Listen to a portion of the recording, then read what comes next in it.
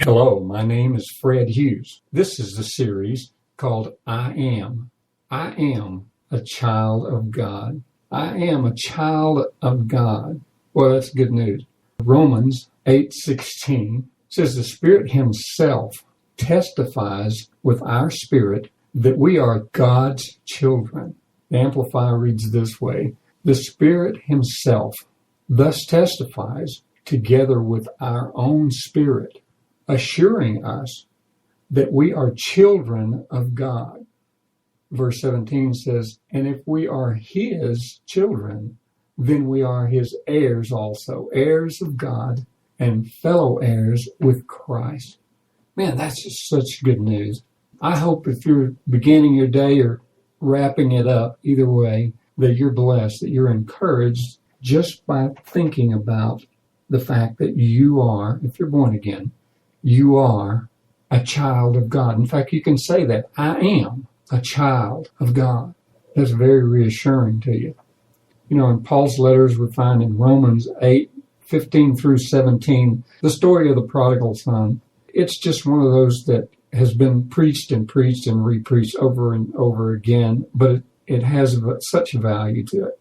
You know, God didn't give us a spirit of fear or to make us slaves. He wants us to be His son, His child. God made us a son, or He made us to be His son. The only way He could do that is through adoption.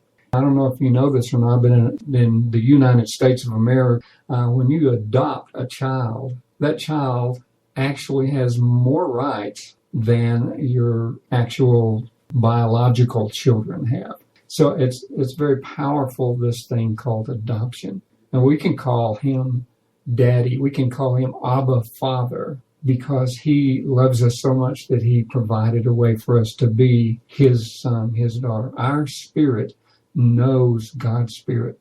He says, my sheep know my voice, and no other voice will they follow. So we can hear His voice. We can know Him without any question.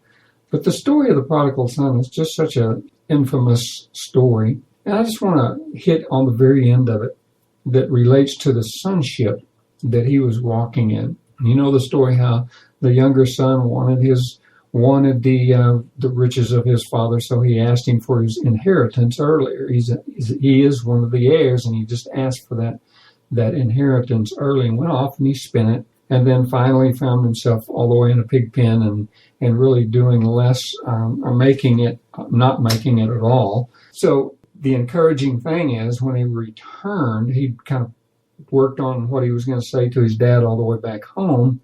But when he got back to the house, or back to his home, the father saw him from a long distance away, ran and greeted him, and quick to embrace him. An interesting observation toward this thing called sonship, and that is that the father quickly placed a robe around him, covering him, and that robe represented the robe of righteousness.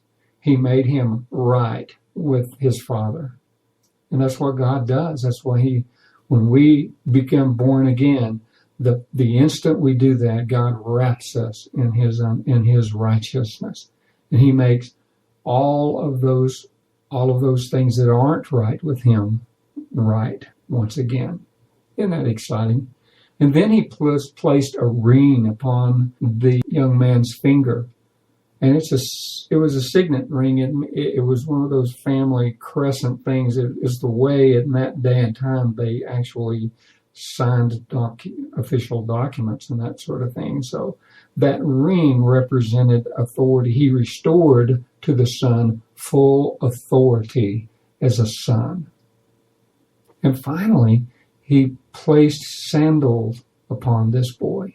And sandals represented the fact that he was a son and not a slave. Slaves didn't have shoes, but sons did. Righteousness, authority, and sonship. Pleasant, wonderful examples of how much your God loves you. Now, if you will, just with me say, I am a child of God. I am a child of God. I am a child of the Most High God. He loves me, and he will never leave me or forsake me. My daddy loves me. I hope you were blessed, and will join me with some of the other issues that we go and do a kind of a series in this I Am series, and I hope you've enjoyed this one. God bless you.